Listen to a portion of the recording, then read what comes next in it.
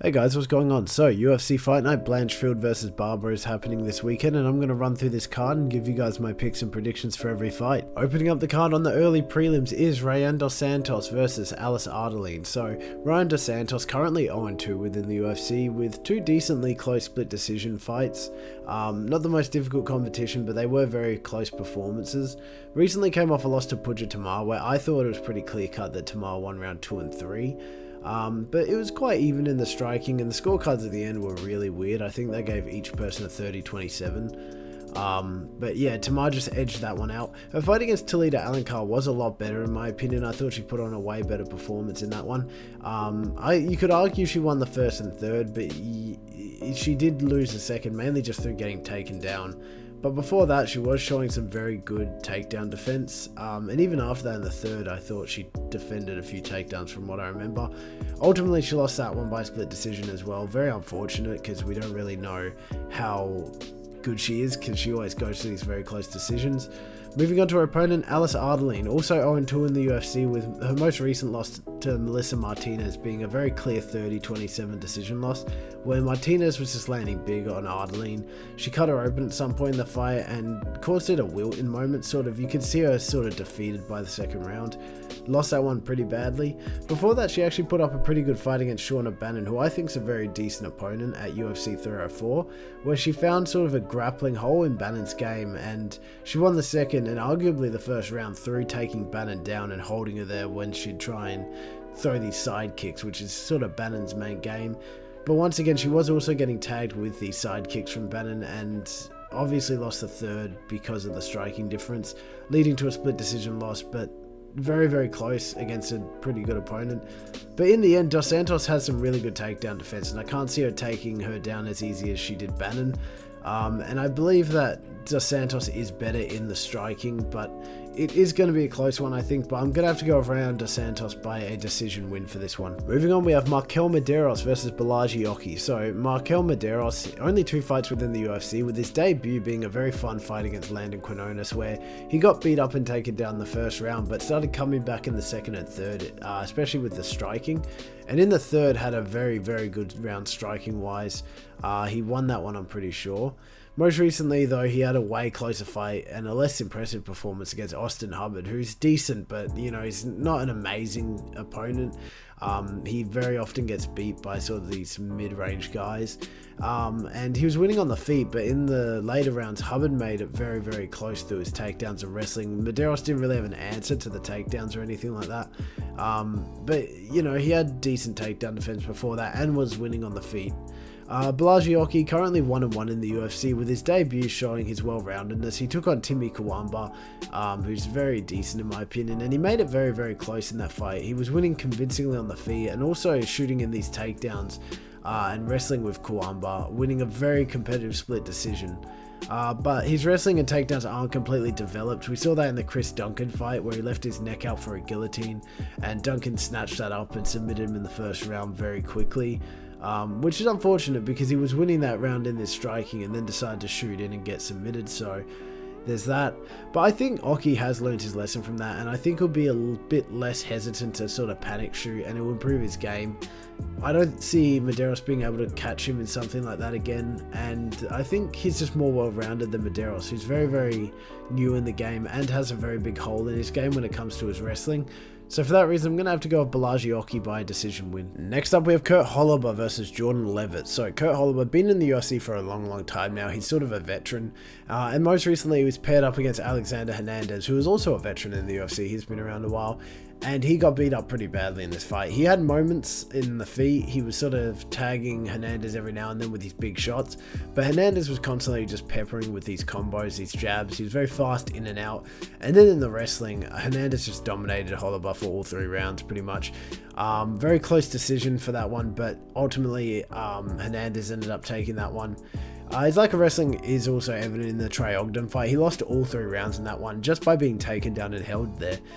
He didn't really have an answer for the wrestling and even looked way worse on the feet prior to any wrestling taking place, but he lost that one very badly.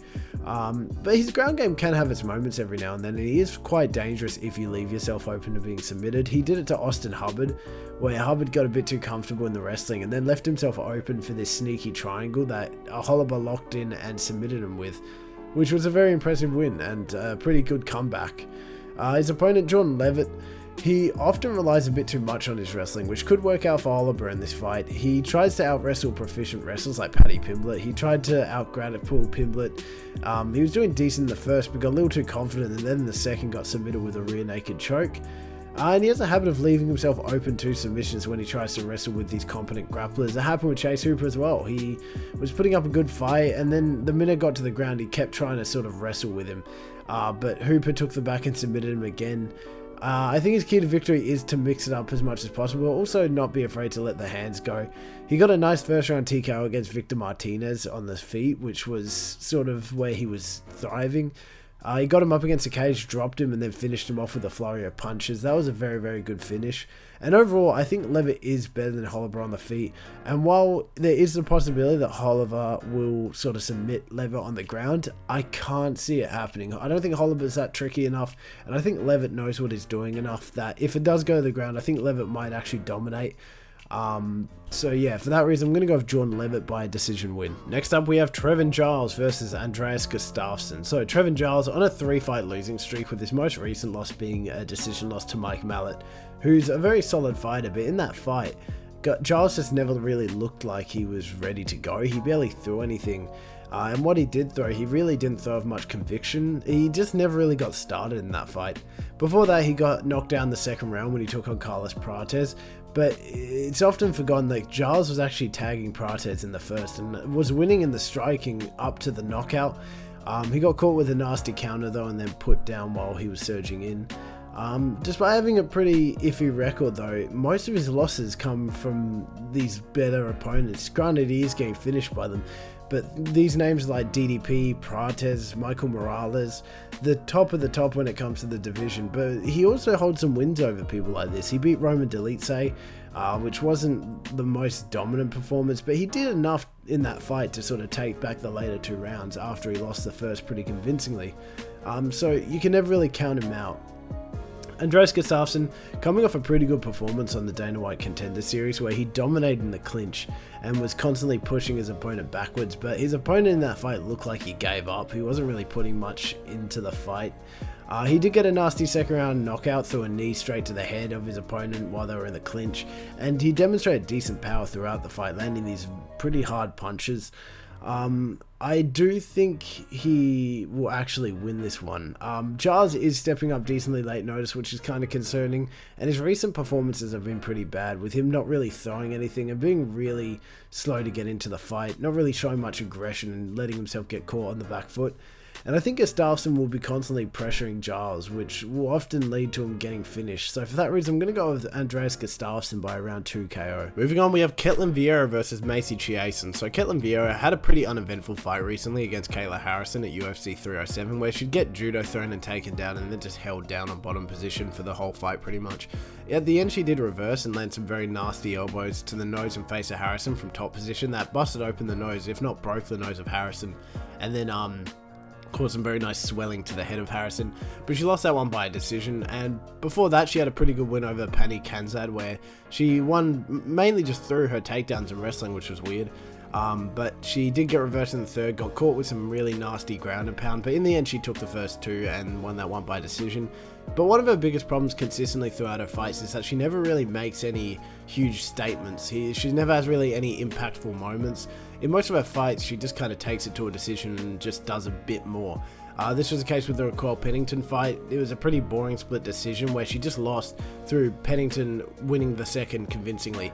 Vieira didn't really make any arguments to win any of the rounds convincingly, but Pennington won the second, and you couldn't really argue that Vieira definitely won the first or third, so she lost that one by a split decision.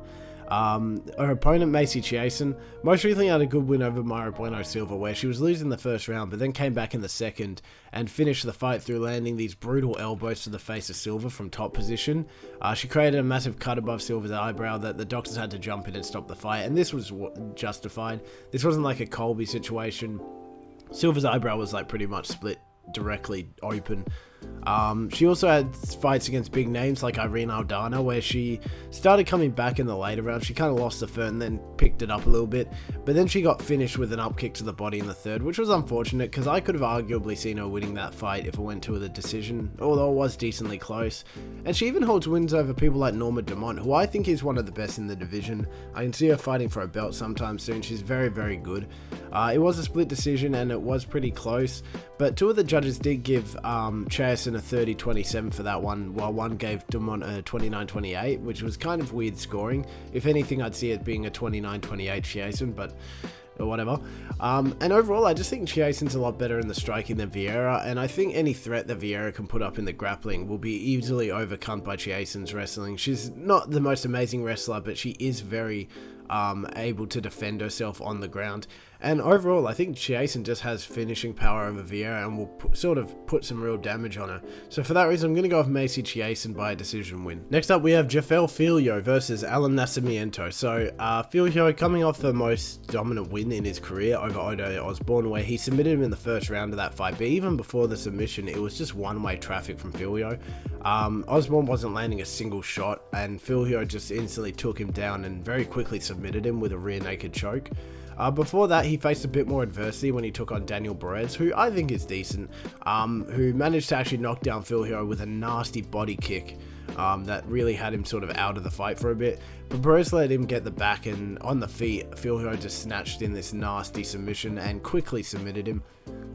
He did lose to Muhammad Makayev in his debut, who is a very tricky opponent for a debut fight. Makayev was on his way to a title shot, and I think it was fairly even in that fight prior to the second round, where Makayev managed to take Filho down and submit him.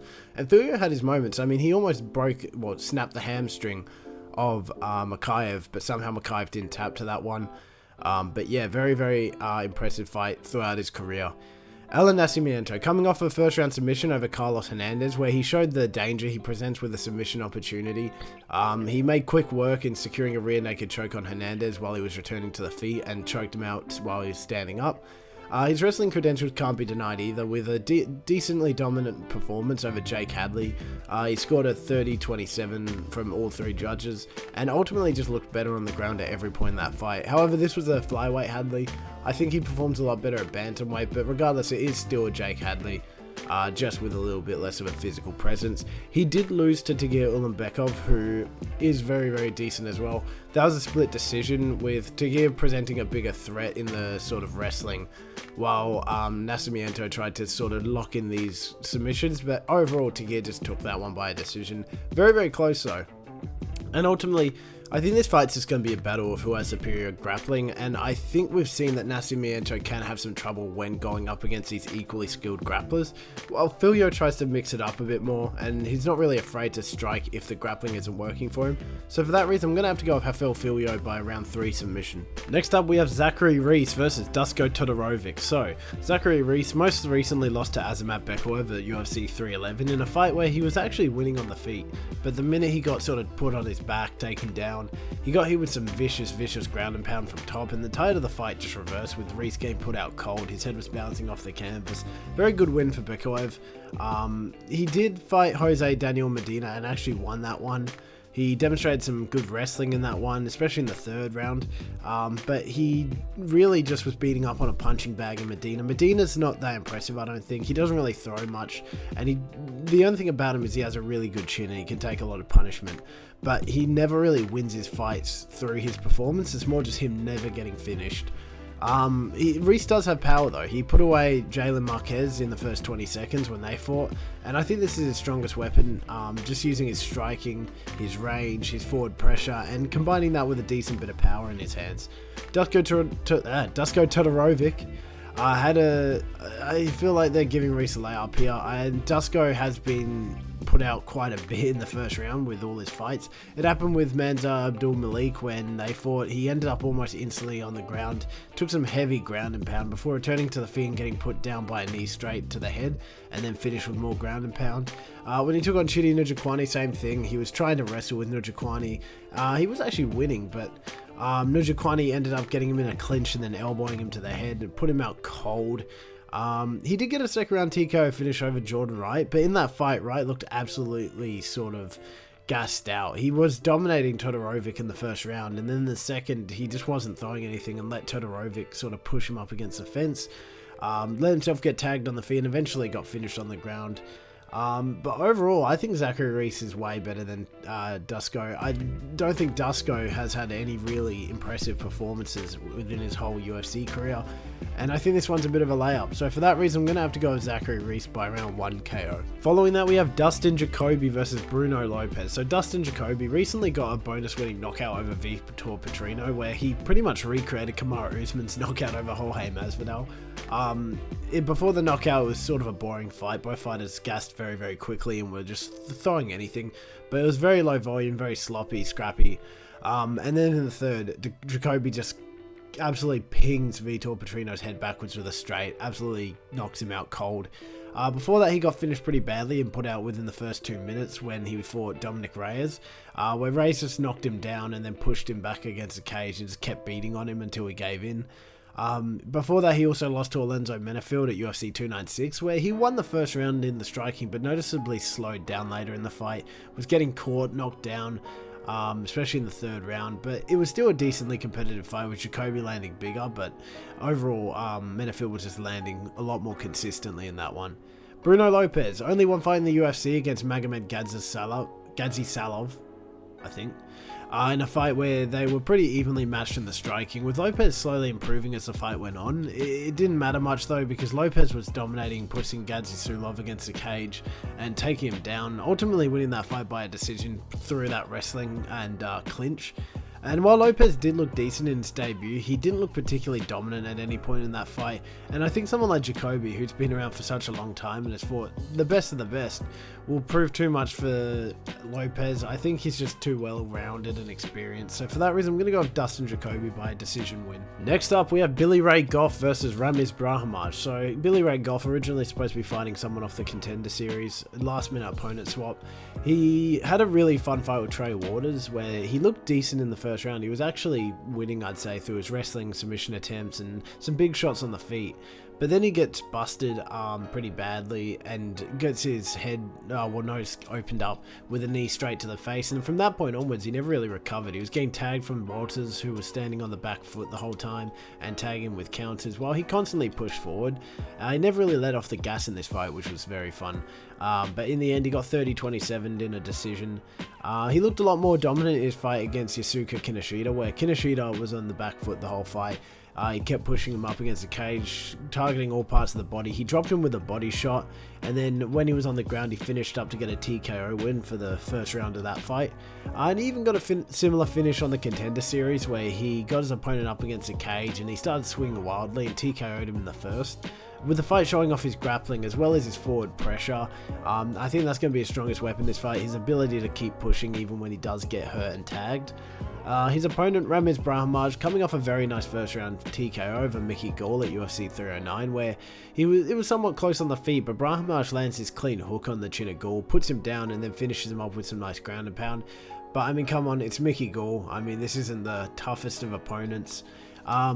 This might have been a one-off performance as well, because he got absolutely dominated by Themba Gorimbo when they fought. Gorimbo absolutely pieced him up on the feet, made him look absolutely useless in the wrestling. Brahimaj was throwing nothing the whole fight. Dominant 30-27 for Gorimbo, that one. And even with Court McGee, who isn't the worst opponent, but is approaching the end of his career, these are his sort of final fights, he was getting outstruck on the feet and even got knocked down in the first, and later in that fight would get taken down and held down. 30-27 for Court McGee as well. And throughout his career, Brahimaj just struggles with fighters that pressure forward and put a pace on him. He was able to get Mickey Gall with a counter, but outside of that, usually when his opponents push forward, he sort of gives up and wilts. And and that's Goff's technique. He will push forward, throw everything he has at you, and I can see that happening in this fight. I can see him chasing him down, getting him up against the octagon, and potentially finishing him, but more realistically, I think it's going to go to a decision. So for that reason, I'm going to go with Billy Ray Goff by decision win. And now we're at the co-main event, Mateusz Gamrot versus Ludovit Klein in a really strange matchup. I feel like they've done Gamrot a bit dirty here. I mean, he is still like 6th or 7th ranked, and they've chucked him down against an unranked prospect, but it is going to be a fun fight. Gamrot recently lost to Dan Hooker by a very, very close split decision at UFC 305, where I actually thought Gamrot won round 1 and 2 pretty convincingly, with his striking looking significantly better, by the way. You can notice he's been training, you know, at American Top Team with Poirier and stuff, because his striking looks so much better as his career's gone on, and his wrestling was the same. He absolutely dominated the wrestling. He did some real damage to the face of Hooker, and showed some really skillful wrestling in round 2 particularly, but Hooker came back in that third and landed some big shots and high volume on Gamrot. Ultimately, Hooker took that 129-28 from 2 of the judges and won, but very, very close. Before that, at UFC 299, Gamrot took on Rafael dos Anjos, where he lost round 1 through getting knocked down pretty badly, and then sort of started to come back a bit. He looked really good on the feet as well in that fight, and in the second and third, he just out-grappled and ragdolled dos Anjos to a win. And his striking is also very legit. He put decent hands on Jalen Turner in the second and third rounds when they fought, and Turner's a very lanky, dangerous striker. You can't really get shots off on him, but Gamrot was doing a good job in that. He does have a habit of getting countered and caught with big shots when he stays on the feet. He got knocked down the first of that fight as well, so it is quite dangerous, but I do think he is very solid and well-rounded at this point in his career. His opponent, Ludovit Klein, on a 6-fight win streak if you don't count the draw to Jai Herbert, which I don't. With his most recent win over Roosevelt Roberts, he beat him up for, like, in the second pretty badly, used his takedowns and grappling to win the third. He arguably won the first as well, but it was fairly even. But either way, he won the second and third very dominantly, took that one by a unanimous decision. Before that, he took on Thiago Moises, who is somewhat of a gatekeeper in that division, I think. If you can get through him, you're kind of top 15 material, in my opinion. And Klein absolutely ran through him. He beat the brakes off him for all 3 rounds, implemented some grappling in the second, and knocked him down the first and third. He took that one 30-27 decision. And he's also taken out some of the bigger names in the division today. He holds a win over Ignacio Bahamondes, who is very, very skilled and very, very dangerous, as we've seen recently. Klein won on the feet in that round 1 and 3 he took. Bahamondes edged out the second, barely. But he was getting taken down that round as well. Ultimately, Klein took it by a pretty clear-cut decision. And while Ludovit Klein has been on a complete tear recently, I think this is a bit too high of a jump up for him. He's taken on some very dangerous competition, but no one really as well-rounded and skilled as a Mateusz Gamrot. However, I don't know. Ludovit Klein's performances have been getting better and better as time goes on, and I think he is one of those prospects that will make it one day to the top 10, maybe even top 5. But not yet. I think Gamrot's just too well. He's too good on the striking now. He's improved so much throughout his career. So for that reason, I'm going to have to go with Mateusz Gamrot by a decision win. And now we're at the main event, Erin Blanchfield versus Maycee Barber. So Erin Blanchfield most recently got a very solid win over a veteran in the UFC, taking on Rose Namajunas in a 5-round bout, where Rose looked significantly better in the first 2 rounds. Her striking was a lot crisper, and even mixed in some wrestling in the second, which is usually where Blanchfield will succeed, but not in that second round. She kind of got taken down and held there. Very slowly, Blanchfield started to pick it up throughout the fight. She was improving in the striking predominantly as the fight went on. Rose Namajunas kind of slowed down in those later rounds, and in the 3rd and 5th, Blanchfield started implementing her wrestling and was able to sort of get control of Rose throughout those rounds. Ultimately, she took those last 3 rounds pretty blatantly and took that one by a unanimous decision. Before that, she took on Manon Fiorot in another 5-round bout, but this time she couldn't get it done. Fiorot looked a lot better on the feet the whole fight. She was landing more and harder than Blanchfield pretty much every round, and she even got takedowns in the first and out-grappled Blanchfield, ultimately taking a 50-45 card from all 3 of the judges. That one was kind of domination, and I do think Blanchfield's biggest weapon in all her fights, but especially this fight, will be her wrestling and submission game. While she fought Jessica Andrade, she took her down the second round and pretty much submitted her instantly after that. She's very, very sneaky and tricky with her submissions, and she can get them out of nowhere. And once again, this was another 5-round bout. She's had quite a few in her record, and I think that will definitely benefit her against someone like Maycee Barber, who hasn't fought a 5-rounder yet, I don't think. I'm not too sure though. Moving on to her opponent, Maycee Barber, coming off a win over Ketlen Seminara, there we go, at UFC 299, where she was tagging with some big shots and was even able to grapple a bit in the second and third rounds, but was winning on the feet in the first and third regardless. Took that one by a decision. When it comes down to Barber, I think her biggest skill is her aggression and grit, where she will push forward and eat shots, but that will be in exchange to land her own probably bigger shots most of the time and back her opponent up against the cage. In a fight with Amanda Ribas, this is exactly what she did. She was trading heavy shots with Ribas. Both were taking serious damage that fight. And it was Barber who was able to keep her composure in the second and find a ground and pound TKO finish, while Ribas was sort of slowing down with the grappling. She did start off her UFC career with a lot of finishes. It's gone down a lot recently. She's gone to a bit more decisions, but that's just the competition she's going up against. Her fight with Andrea Lee stands out, where she let the fight sort of get away from her at certain points. She let herself get out-wrestled by Lee while not really having any particular sequences on the feet that would win her the fight. But despite this, I think Blanchfield does have a habit to slow down under pressure, as we saw with the opening rounds of the Nama Yunus fight, where she'll get backed up against a cage and won't really have an answer for it. She'll sort of put up defense but won't really throw much back. And in the Firo fight, she was getting absolutely punished for it. And I think Barber will win this fight through getting down and trying to deal the bigger damage. I think Barber's grit's just a bit too much for Blanchfield, who can't really deal with that overwhelming pressure. And I think that Barber just will do more damage this fight. So ultimately, I'm going to go with Maycee Barber by round 4 TKO. So that's it, guys. Those are my picks and predictions for UFC Fight Night Blanchfield versus Barber. Right now on the screen is all my predictions, all of Cam's predictions. You know the drill. Yeah, this was a pretty average fight card. Not much motivation behind this one. Ludovit Klein versus Mateusz Gamrot's going to be good, but man, combined with being sick, like, this was a real struggle to get through. Yeah, so breakdown video later this week. UFC 316 next week. Let's go. Yeah. Bye-bye.